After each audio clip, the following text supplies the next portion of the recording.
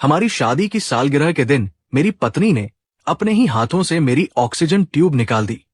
उसने बिस्तर पर दम घुटने के कारण तड़पते हुए मुझे ऊपर से देखा। उसकी आंखों में बहुत ठंडापन था और उसने कहा कि तुम्हारा दिल ज़ीशुआन से बिल्कुल मैच करता है। तुम मुझे आखिरी बार प्यार करने के बहाने उसकी जान बचा लो। मेरी मौत के बाद उसने इंश्योरेंस के भारी पैसे लिए और मेरी लाश पर पैर रखकर अपने पहले प्यार के साथ चली गई। जब मैंने फिर से आंखें खोली तो दम घुटने का दर्द कानों में गूंजते शोर में बदल गया था। मैं उस दिन वापस आ गया था जब उसने अपने पहले प्यार के लिए मुझे कॉलेज छोड़ने पर मजबूर किया था। इस बार मैंने मुस्कुराते हुए दस्तखत किए और मुड़कर चला गया। सालों बाद जिंगांग शहर की एक बड़ी हाई सोसाइटी पार्टी में वह अपने पहले प्यार का हाथ पकड़े हुए सस्ते कपड़ों में खड़े मुझे ताने मारते हुए देख रही थी और कह रही थी कि मुझसे अलग होने के बाद तुम्हें खुद को इस तरह बर्बाद करने की क्या जरूरत थी। क्या ये ऐसी जगह है जहां तुम जैसे लोग घुस सकते हैं? उसे ये नहीं पता था कि इस पार्टी के आयोजक कोई और नहीं बल्कि मेरे ससुर थे, जो बेहद अमीर है और मुझे बहुत प्यार करते हैं। पिछली जिंदगी में सू किंग ने मुझे तिल तिल कर मार डाला था।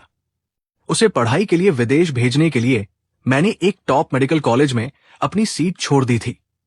कंस्ट्रक्शन साइट पर मजदूरी करना और नाइट क्लबों में काम करना, मैंने उसके सुनहरे भविष्य के लिए अपनी जान दांव पर लगा दी, लेकिन खुद बीमारियों से घिर गया। जब वो पढ़ाई पूरी करके लौटी तो उसने सबसे पहले अपने पहले प्यार सोंग ज़ीशुआन को, जो किडनी की बीमारी से पीड़ित था, घर लाकर उसकी देखभाल शुरू कर दी। उसने बड़े हक से कहा कि ज़ीशुआन ने मेरे लिए अपनी सेहत खराब की है और इंसान को एहसान फरामोश नहीं होना चाहिए। तो फिर मेरा क्या था? मैंने इस घर के लिए अपना खून पसीना बहाया और आखिरी में आईसीयू में जिंदगी की भीख मांग रहा था। और जब डॉक्टरों ने कहा कि मेरा ब्रेन डेड होने का खतरा बहुत ज्यादा है, तो उसने बिना किसी हिचकिचाहट के कांपते हाथों लेकिन पक्के इरादे से ऑर्गन डोनेशन के कागजात पर दस्तखत कर दिए। उसने कहा कि पाने वाला सोंग ज़ीशुआन होगा और ट्यूब निकाल दी। उसकी ठंडी उंगलियां मेरे गालों को छू गई और उसने कहा कि लिंगचे तुम्हारी जिंदगी की सबसे बड़ी ख्वाहिश मुझे खुश देखना थी, है ना? तुम्हारा दिल उसके सीने में धड़केगा तो ऐसा लगेगा जैसे तुम हमेशा मेरे साथ हो। मैंने मन में कहा कि भाड़ में जाए तुम्हारा साथ। वो बेबसी और दम घुटने का एहसास अभी खत्म भी नहीं हुआ था कि अचानक कानों में एक शोर गूंजा कि लिंगचे अगर मर्द हो तो जल्दी फैसला करो।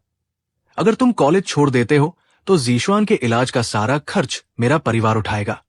मैंने झटके से सिर उठाया तो 20 साल की सू किंग मेरे सामने खड़ी थी, जो युवा और खूबसूरत थी लेकिन बेहद सख्त लग रही थी। उसके बगल में कमजोर दिखने वाला लेकिन आंखों में चालाकी छिपाए सोंग ज़ीशुआन खड़ा था। आसपास तमाशा देखने वाले छात्रों की भीड़ लगी थी। मैंने नीचे देखा तो मेरे हाथ में स्वेच्छा से कॉलेज छोड़ने का आवेदन पत्र था और फिर मैंने सू किंग के उस चेहरे को देखा जो खुद को सही साबित करने की कोशिश कर रहा था।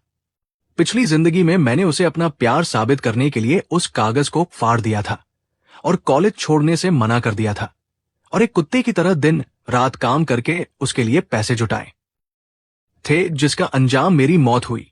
लेकिन अब मैंने पेन उठाया और कागज पर तेजी से अपने दस्तखत कर दिए और कहा कि ठीक है। मैंने वो आवेदन पत्र सू किंग के सीने पर दे मारा और कहा कि तुम दोनों को ये घटिया जोड़ी मुबारक हो और भगवान करे तुम हमेशा साथ रहो। सू किंग की हैरान आंखों के सामने मैं बिना किसी पछतावे के मुड़कर चला गया। इसके बाद हमारे बीच जमीन आसमान का फर्क आ गया। किसने सोचा था कि ये दुनिया इतनी छोटी है? 7 साल बाद जिंगांग शहर की एक बड़ी चैरिटी पार्टी में मैं एक खंभे के पीछे छिपकर अपने फोन पर घर में सोकर उठी अपनी बेटी को मना रहा था और कह रहा था कि पापा बस अभी आ रहे हैं और तुम्हारे लिए तुम्हारा पसंदीदा केक लेकर आएंगे। ये हमारा एक छोटा सा सीक्रेट है और मम्मी को मत बताना। फोन रखकर जैसे ही मैं मुड़ा तो मेरी नजर एक जानी पहचानी आंखों से मिली, जो सू किंग थी। वो एक महंगे लिबास में थी और उसके गले का हीरों का हार चमक रहा था। उसके चेहरे पर अब पुरानी मासूमियत नहीं थी बल्कि एक घमंड था। सोंग ज़ीशुआन उसके बगल में सूट पहने खड़ा था और उसका चेहरा बिल्कुल ठीक लग रहा था। उसने हंसते हुए कहा कि ऐसा लगता है कि मेरा दिल न मिलने पर भी ये कचरा अच्छी जिंदगी जी रहा है। सू किंग की आवाज में थोड़ी हिचकिचाहट थी जो बाद में नफरत में बदल गई।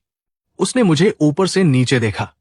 मैं अभी अपनी लैब से आया था, इसलिए मैंने एक साधारण टी शर्ट पहन रखी थी और मेरे जूतों पर केमिकल के निशान थे, और लैब की टोपी हटाने की वजह से मेरे बाल थोड़े बिखरे हुए थे। उस चमकती हुई महफिल में मैं सचमुच अलग दिख रहा था। सू किंग ने अपनी भौहें सिकोड़ी और पीछे हटते हुए पूछा कि तुम यहां कैसे घुस आए। मैंने फोन जेब में रखा और शांति से कहा कि चलकर आया हूं। सोंग जीशुआ ने हंसते हुए अपनी वाइन का ग्लास घुमाया और कहा कि लिंगचे, इतने सालों बाद भी तुम्हारी आदत नहीं बदली। इस पार्टी का पास लाखों का है और तुम यहां बर्तन धोने के लिए पीछे के रास्ते से आए होगे। आसपास के लोग भी ये देखकर हमारी तरफ देखने लगे और बातें बनाने लगे कि ये कौन है और सिक्योरिटी ने इसे अंदर कैसे आने दिया। ये कोई वेटर या मैकेनिक लग रहा है। सू किंग को शर्मिंदगी महसूस होने लगी, जैसे वो मुझे पहचानती भी नहीं हो। उसने बड़े घमंड से मुझसे कहा कि लिंगचे, मुझे पता है कि पुराने ब्रेकअप की वजह से तुम्हारे दिल में गुस्सा है, लेकिन इंसान को आगे बढ़ना चाहिए। मैं और जीशुआन अब शहर की सबसे बड़ी आर्ट गैलरी चलाते हैं और हमारा करोड़ों का टर्नओवर है। मेरे पुराने फैसले ने साबित कर दिया कि मैं सही थी, क्योंकि समझदार इंसान सही रास्ता चुनता है। उसने अपने बैग से एक बिजनेस कार्ड निकाला और मुझ पर उपकार करने के अंदाज में देते हुए कहा कि अगर तुम्हें पैसों की दिक्कत है तो तुम मेरी कंपनी में सिक्योरिटी गार्ड के हेड बन सकते हो। सैलरी भले ही कम हो, लेकिन काम सम्मानजनक है और तुम्हें इस तरह छिपकर यहां आने की जरूरत नहीं पड़ेगी। मैंने वो कार्ड नहीं लिया और कहा कि सिक्योरिटी गार्ड का हेड, सू जी, आपकी दरियादिली बहुत बड़ी है। सोंग जीशुआन ने सू किंग की कमर में हाथ डालते हुए कहा कि तुम बहुत नरम दिल हो। ऐसे बेकार लोगों की मदद करोगी तो उन्हें लगेगा कि तुम उनका अपमान कर रही हो। उसने मेरी तरफ देखकर कहा कि लिंगचे, कॉलेज छोड़ने के बाद तुम्हें कोई ढंग की नौकरी नहीं मिली होगी। जो कॉलेज भी पास नहीं कर पाया, उस बेकार इंसान को नौकरी कौन देगा? वैसे हम शादी कर रहे हैं। सू किंग ने उसकी बात काटते हुए बड़े घमंड से अपनी उंगली की बड़ी हीरे की अंगूठी दिखाई और कहा कि अगले महीने हिल्टन होटल में हमारी शादी है। मुझे पता है कि तुम्हारे पास देने के लिए पैसे नहीं होंगे, लेकिन अगर तुम अच्छा खाना खाना चाहते हो तो मैं तुम्हारे लिए एक जगह रख सकती हूं। उसने कोने की एक टेबल की तरफ इशारा किया। मैंने उस जोड़े को देखा और मुझे गुस्सा भी नहीं आया, क्योंकि ये बेकार था। इन 7 सालों में मुझे देश की सबसे बड़ी बायो लैब में शामिल किया गया था, जहां मेरा नाम एक बड़ा सीक्रेट था और मेरी रिसर्च को असली नाम से भी नहीं छापा जा सकता था।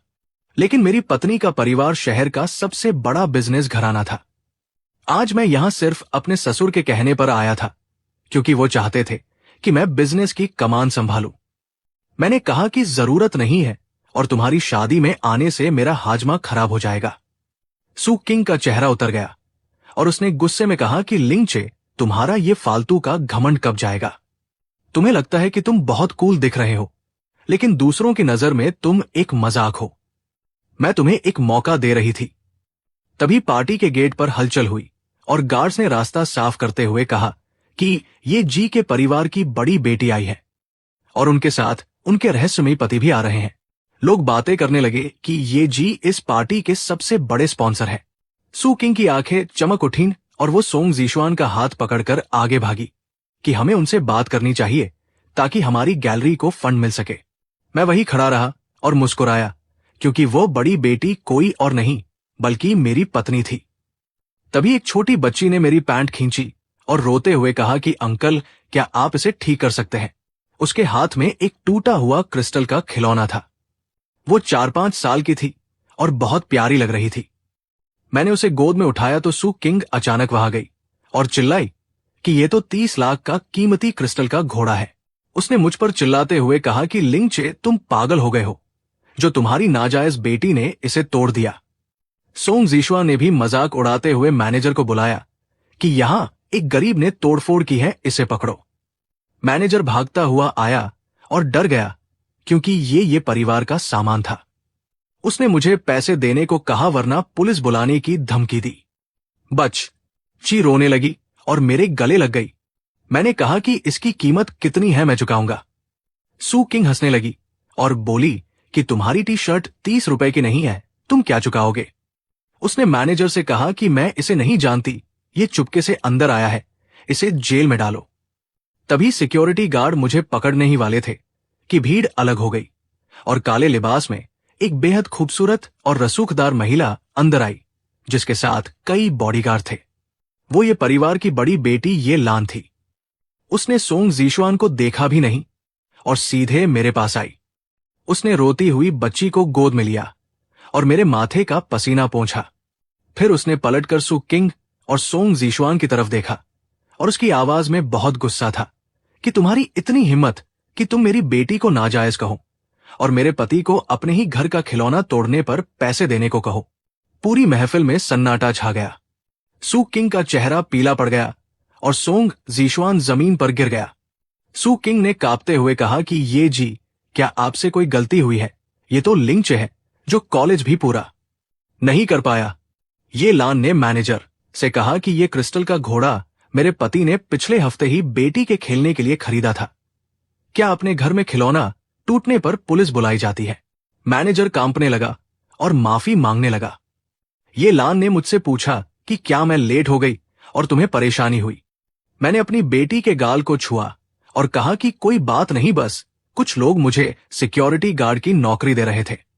ये लान ने सु किंग से कहा कि तुम्हारी गैलरी हमारे ग्रुप से फंड मांग रही थी ना। सु किंग कांपने लगी और बोली कि यह सब एक गलतफहमी थी। मैंने मुस्कुराते हुए कहा कि सु किंग, तुम्हारी मदद का मतलब था कि तुम मुझे 30 लाख के बहाने अपनी कंपनी में बांधना चाहती थी और मेरी बेटी को बुरा भला कहना चाहती थी। ये लान ने तुरंत अपने असिस्टेंट से कहा कि हमारी सभी कंपनियों के सु किंग की गैलरी के साथ रिश्ते खत्म किए जाएं और पूरे शहर में ऐलान कर दिया जाए कि जो भी इनकी मदद करेगा वो ये परिवार का दुश्मन होगा। ये सुनते ही सोंग जीशुआन रोते हुए मेरे पैरों में गिर गया और माफी मांगने लगा कि लिंचे, मुझे माफ कर दो, मुझसे गलती हो गई। मैंने कदम पीछे हटाए और कहा कि मुझे गंदगी से एलर्जी है। पिछली जिंदगी में सु किंग ने इस आदमी के लिए मेरा खून बहाया था और आज ये आदमी एक कुत्ते की तरह भीख मांग रहा था। सु किंग रोते हुए खड़ी थी और उसने मुझसे पूछा कि लिंचे, अगर तुम इतने बड़े इंसान थे तो तुमने मुझे क्यों नहीं बताया? अगर तुम पहले बताते तो मैं ऐसा नहीं करती। मैंने उसके पास जाकर धीरे से कहा कि सु किंग, तुम्हें क्या लगता है कि मुझे नहीं पता तुमने मुझे कॉलेज छोड़ने पर कैसे मजबूर किया था? इस जन्म में तुम्हारे बुरे कर्मों का हिसाब बस शुरू हुआ है। इसके बाद मैंने अपनी बेटी को गोद में उठाया और अपनी पत्नी का हाथ पकड़कर पार्टी के बीच में चला गया। पीछे सोंग जीशुआन और सु किंग के रोने की आवाजें आ रही थी, लेकिन मुझे अब कोई फर्क नहीं पड़ता था। हमारी राहें अब अलग हो चुकी थी और जो इंसान हमेशा ऊपर रहेगा वो सिर्फ मैं हूं। ये परिवार का फैसला बहुत सख्त था और एक ही रात में सु किंग का सब कुछ खत्म हो गया।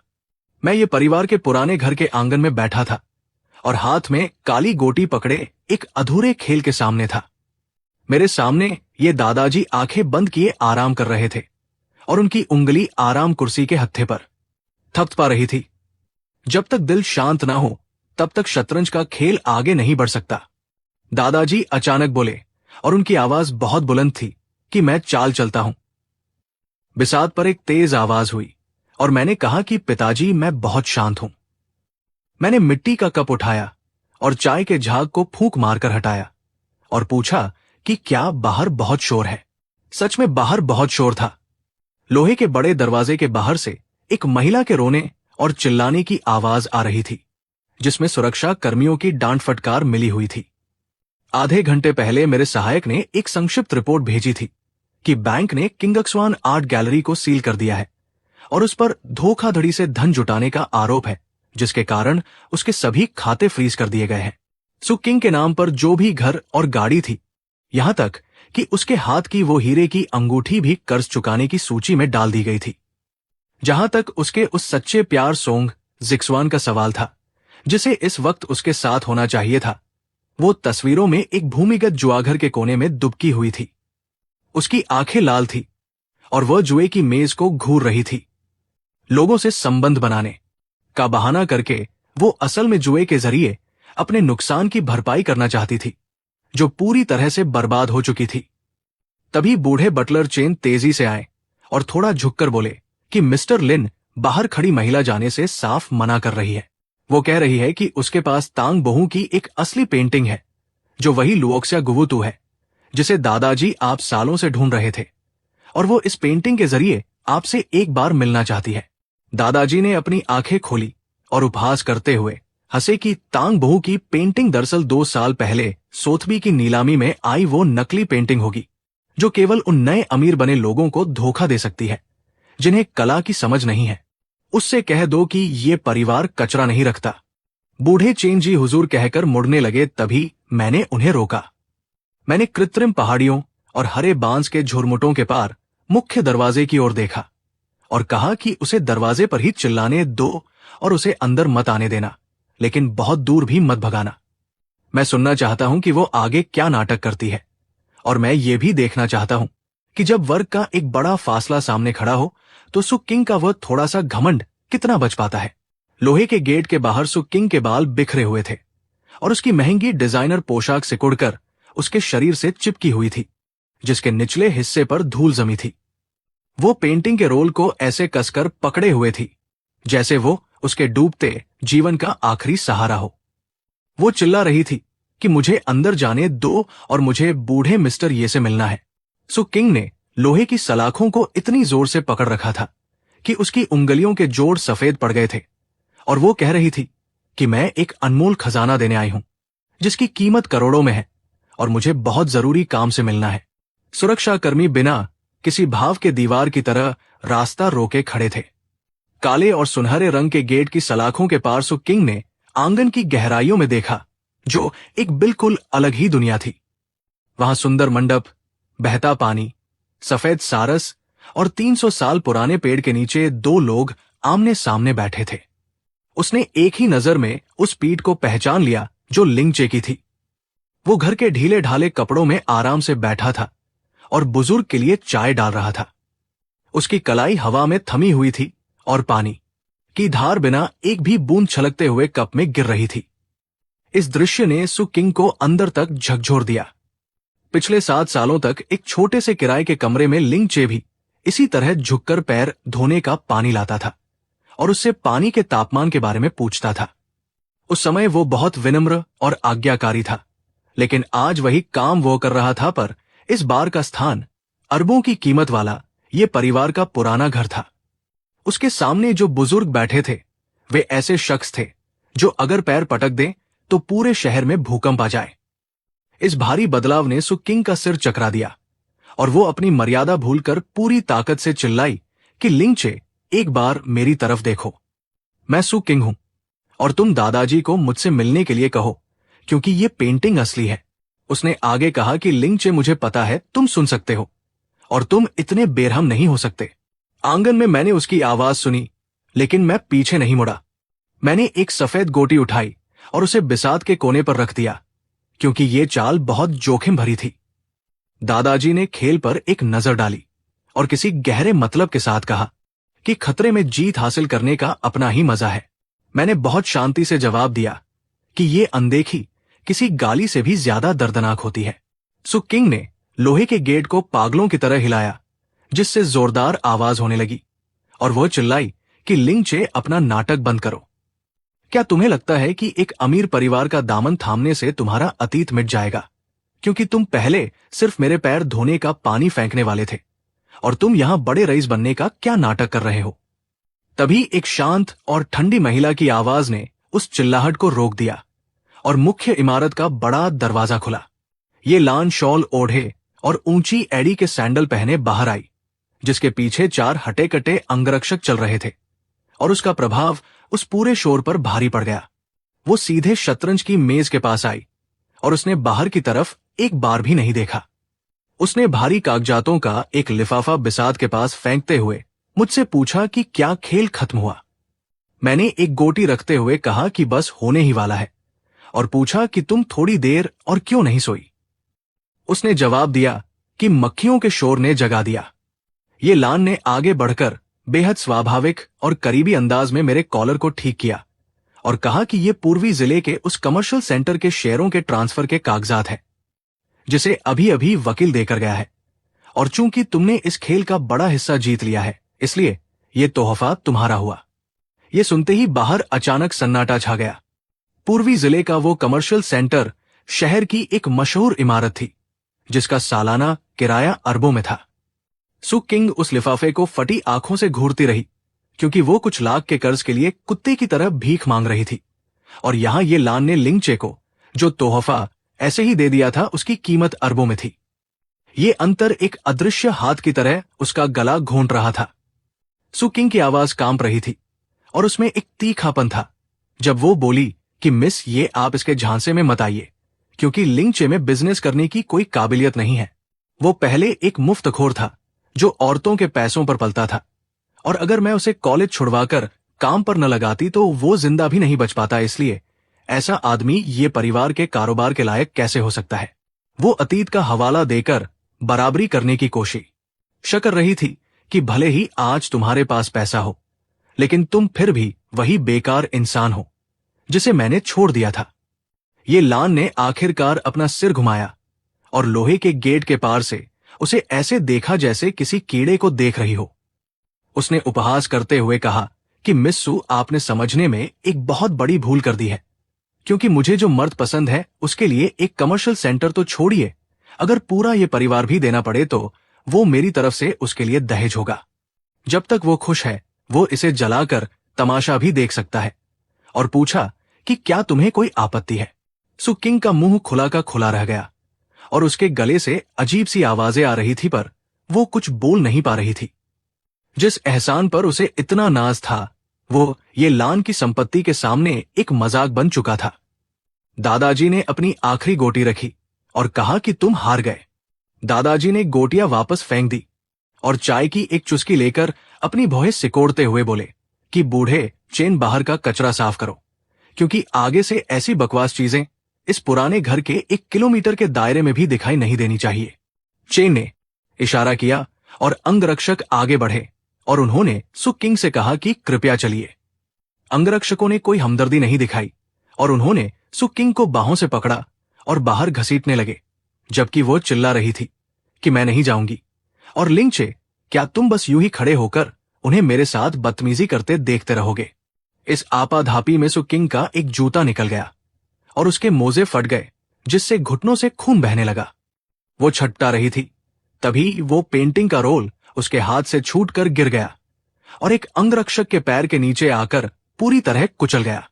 मैं अभी भी पीछे नहीं मुड़ा और मैंने चाय का कप उठाकर उसमें तैरती पत्तियों को देखते हुए कहा कि चाय ठंडी हो गई है। ये लान ने मेरे हाथ से कप लिया और उसे जमीन पर फेंकते हुए कहा कि ठंडी हो गई है तो फेंक दो, हम नई बना लेंगे। सु किंग को सड़क के किनारे फेंक दिया गया और वो धूल से सनी हुई एक पैर में बिना जूते के फुटपाथ पर बैठी रही। राहगीर उंगलियां उठा रहे थे, फोन लगातार बज रहा था और सारे मैसेज कर्ज चुकाने और अनुबंध रद्द करने के थे। सोंग जिजुआन की टीम, जिजुआन को ढूंढो। कांपते हुए उसने फोन डायल किया। क्षमा करें, आपने जिस उपयोगकर्ता को कॉल किया है वो बंद है। 1 बार, 2 बार, 10 बार, बस यही यांत्रिक आवाज सुनाई दी। आसमान अंधेरा हो गया, बादलों की गड़गड़ाहट हुई और मूसलाधार बारिश होने लगी। सु क्विंग बारिश में भीगती हुई उस जगह वापस आई जिसे वो कभी नापसंद करती थी, लेकिन अब वो उसका एकमात्र ठिकाना था। दरवाजा खोला, कमरा अंधेरे में डूबा था। जिजुआन? कोई जवाब नहीं मिला। उसने टटोलकर लाइट जलाई। कमरा अस्त-व्यस्त था। दराज से हजारों की नकदी गायब थी। दीवार पर लगी सजावटी पेंटिंग हटा दी गई थी और उसका पसंदीदा हर्मीज बैग भी गायब था। सोंग जिजुआन भाग गई थी। वो सारी कीमती चीजें लेकर भाग गई थी। सु क्विंग के पैर कांपने लगे। वो जमीन पर गिर पड़ी। मेज पर 2 कागज पड़े थे। एक हाई, ब्याज पर ऋण का रिमाइंडर था, जिसमें लाल अंक चौंकाने वाले थे। सोंग जिजुआन ने उसके आईडी कार्ड का उपयोग करके हाई लिया था। मूलधन और ब्याज मिलाकर 5 मिलियन, जो आज रात तक चुकाना था। दूसरा एक नोट था। लिखावट बहुत खराब थी। ये सोंग जिजुआन का छोड़ा हुआ था। क्विंग क्विंग, मैं बाहर जाकर छिपने जा रही हूं। मैं ये पैसा वास्तव में नहीं चुका सकती। श्री वांग ने कहा कि वो हमेशा से आप में बहुत रुचि रखते थे। बस आज रात आप उनके साथ भोजन करने जाएं तो ये कर्ज आगे बढ़ सकता है। आप मुझसे इतना प्यार करती हैं, आप मेरी मदद जरूर करेंगी, है ना? वो श्री वांग, सु क्विंग उन्हें जानती थी।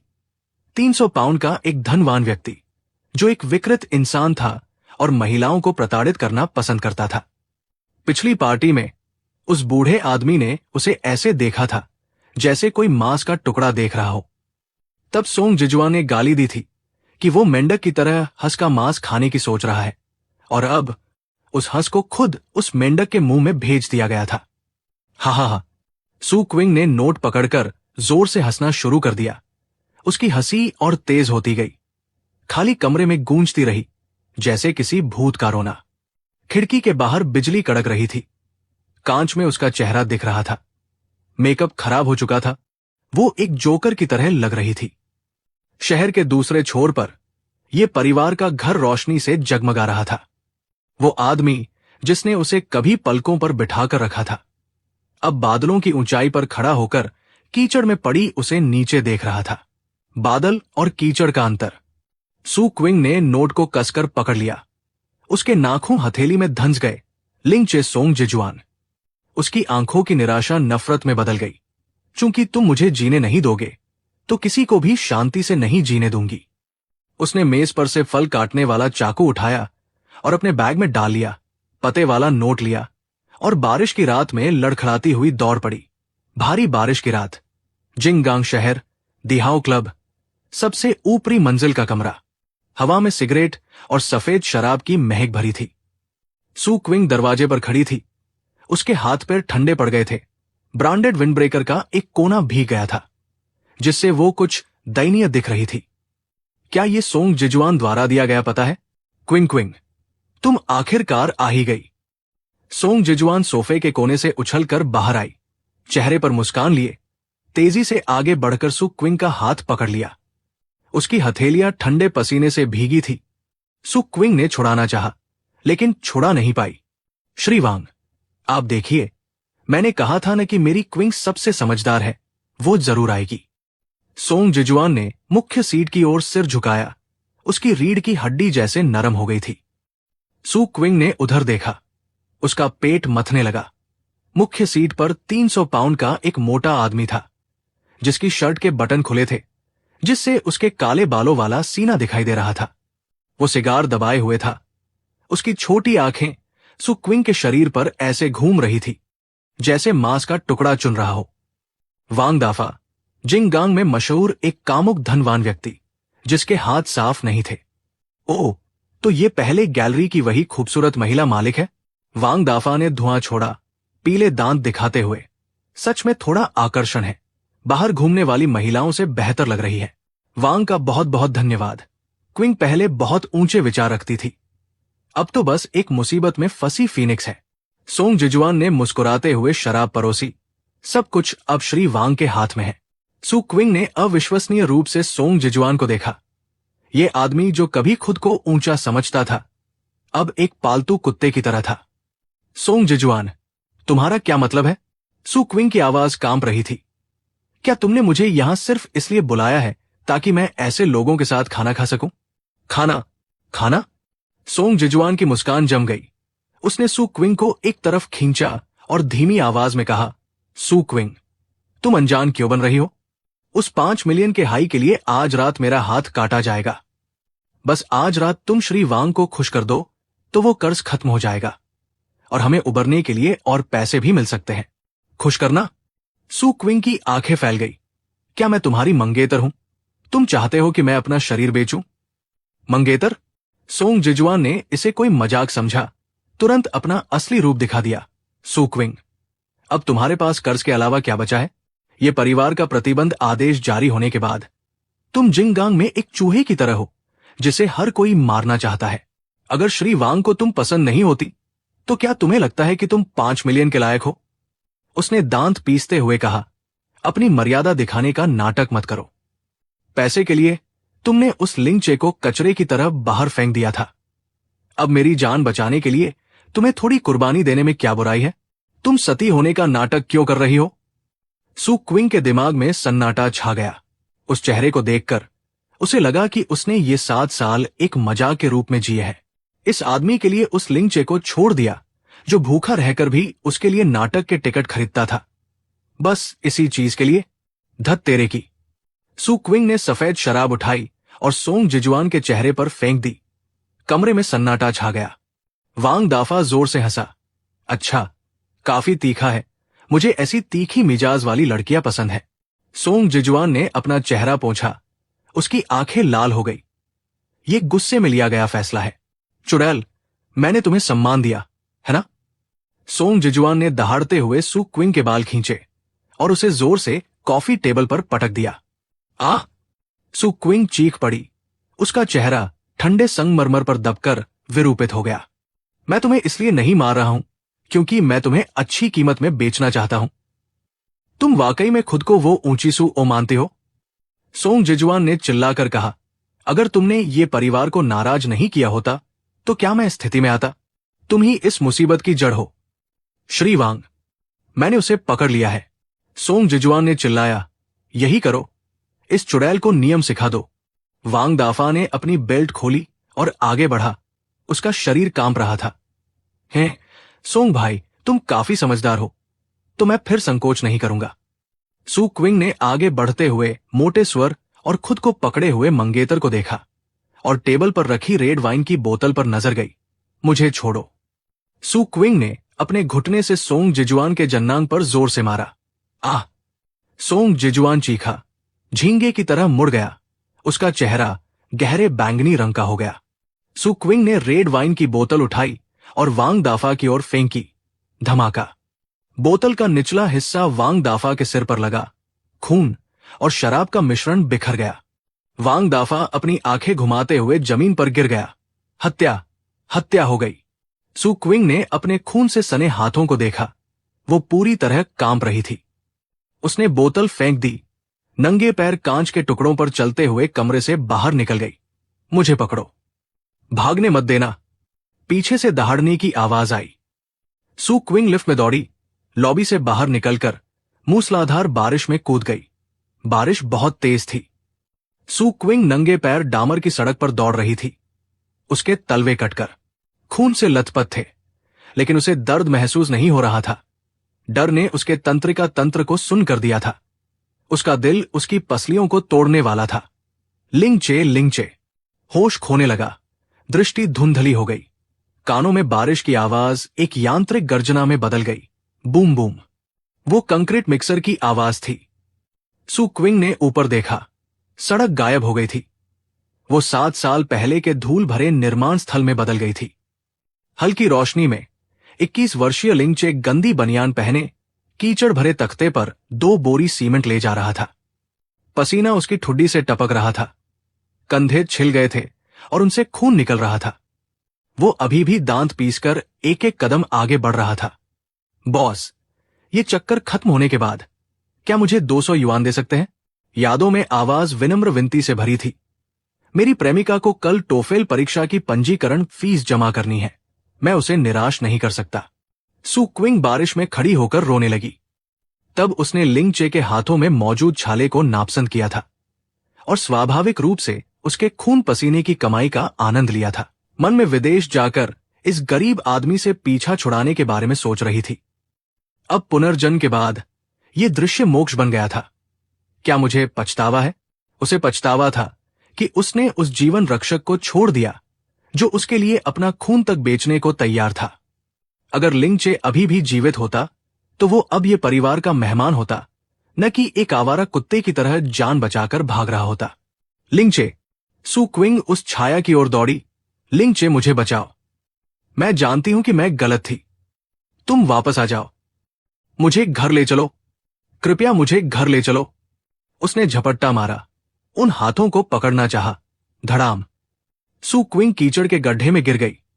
हाथ में सिर्फ कीचड़ और रेत आई। मति भ्रम गायब हो गया। केवल बादलों की गड़गड़ाहट बची थी। सू क्विंग कीचड़ में लेटकर जोर जोर से रोने लगी। 2 तेज रोशनी ने बारिश को चीर दिया। एक काली मेबैक कार आई। सू क्विंग ने अपनी आंखें सिकोड़ी। अस्पष्ट रूप से ड्राइवर को देखा। ठंडा, उदासीन। वो लिंगचे है। वो उसे बचाने आया है। लिंगचे, मुझे पता था कि तुम मुझे बेसहारा नहीं छोड़ोगे।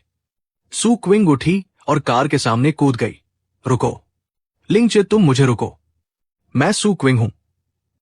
मैं तुम्हारी सबसे प्यारी सू क्विंग हूं। तीखी ब्रेक की आवाज कार उसके घुटनों से कुछ सेंटीमीटर दूर रुक गई।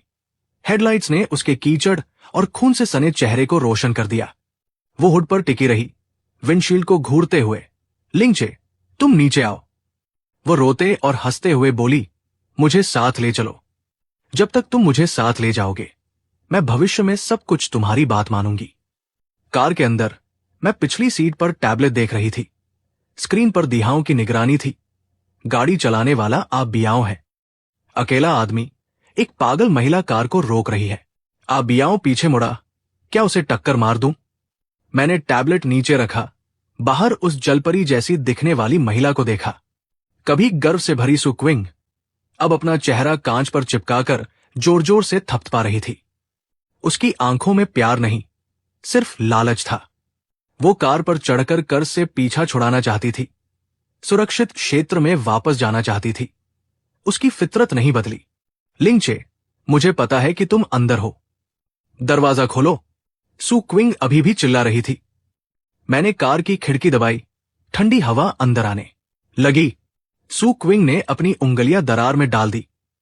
लिंचे, मुझे पता था कि तुम मुझे नहीं छोड़ोगे।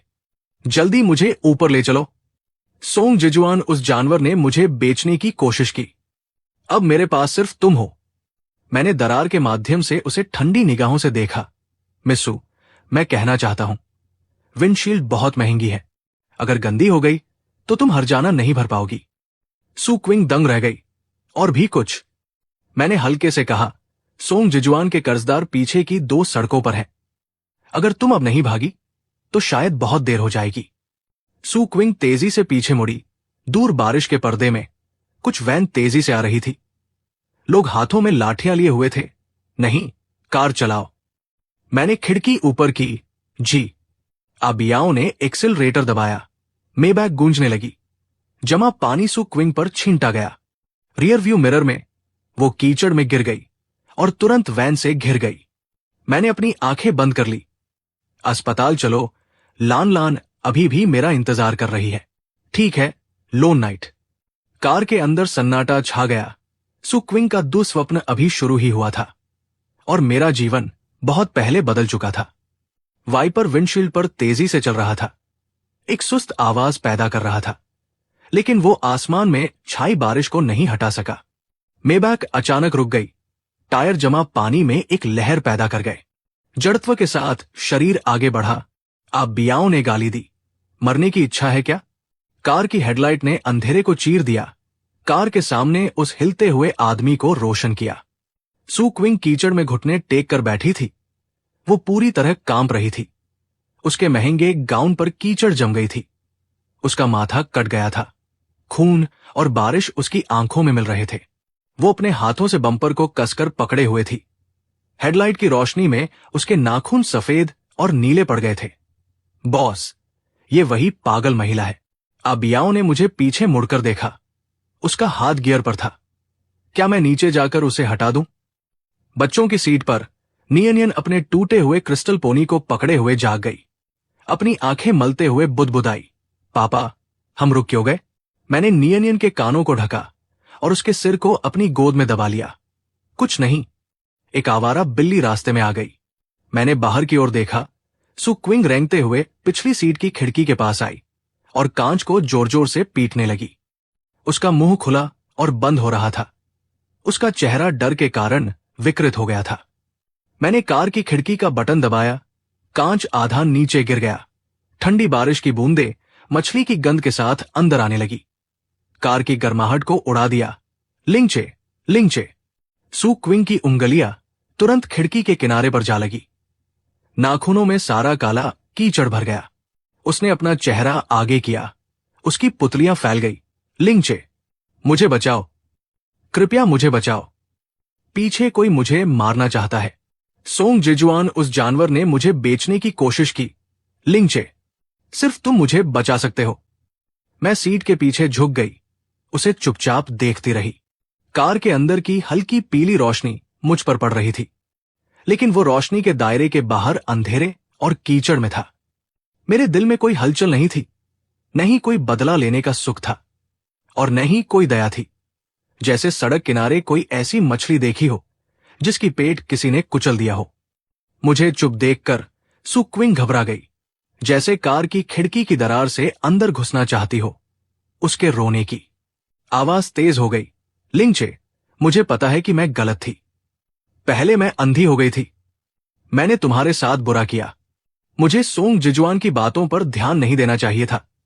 मुझे तुम्हारे साथ ऐसा नहीं करना चाहिए था। मैं बदल जाऊंगी। मैं सब कुछ बदल दूंगी। उसने कीचड़ से सना हुआ चेहरा कांच के करीब रखा। आंसू और नाक का पानी चेहरे पर फैल गया। 7 साल हम साथ रहे। इस बात को ध्यान में रखो, तुम कभी मेरे मंगेतर थे। इस बात को ध्यान में रखो, तुम मुझे कार में बैठने दो। जब तक तुम मुझे कार में बैठने दोगे, मैं तुम्हारे लिए नौकरानी बन जाऊंगी। मैं मान सम्मान नहीं मांगती। मैं तुमसे माफी नहीं मांगती। भले ही तुम मुझे अपने घर में नौकरानी बना लो, पाप धोने के लिए नौकरानी बना लो, तो भी चलेगा। वो कांपते हुए, उसकी आंखों में जुनून था। लिंगचे, तुम पहले मुझे सबसे ज्यादा प्यार करते थे, नहीं क्या? तुमने कहा था कि तुम मुझे पूरी जिंदगी बचाओगे। अब मेरे पास सिर्फ तुम हो। मेरे पास वाकई सिर्फ तुम हो। उसे ऐसी हालत में देखकर मेरे दिमाग में एक और दृश्य कौंध गया।